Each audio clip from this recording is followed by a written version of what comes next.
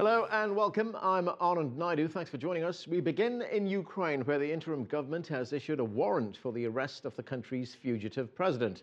The acting president, meanwhile, is preparing for elections, while senior Western diplomats have arrived in Kiev for talks. We have team coverage of these latest developments in Ukraine, beginning with CCTV's Roee Ruttenberg.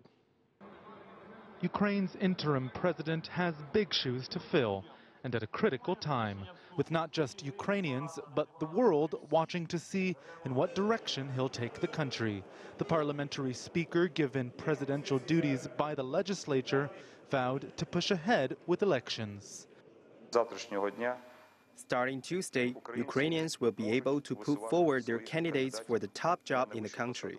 The election campaign will take place in a difficult social and political situation, but we're convinced that the government will be able to stabilize the situation. I'm calling on all our citizens to elect a worthy president, a president worthy of the people, the great, courageous Ukrainian people. Ukraine's acting Minister of Interior called for the arrest of Yanukovych and other officials on charges of, quote, mass murder. We have to put them in prison, especially Yanukovych, 100%, and not just for 5 or 7 years, but for life. Meanwhile, the EU's top diplomat, Catherine Ashton, arrived in Kiev to discuss Ukraine's ailing economy. She is a popular figure among the protesters, and her presence here will likely reinforce accusations in Moscow that last week's events amounted to an EU-backed coup.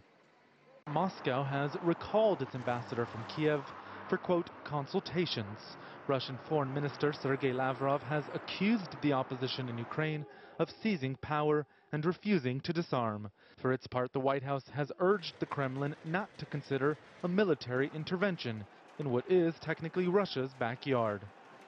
All eyes now on Yulia Tymoshenko, the former prime minister who, in a dramatic turn of events, was freed from prison over the weekend. She says she's not interested in the position. Again, a suggestion to some she may have her eye on the more powerful post of president. Roee Ruttenberg, CCTV in Kiev.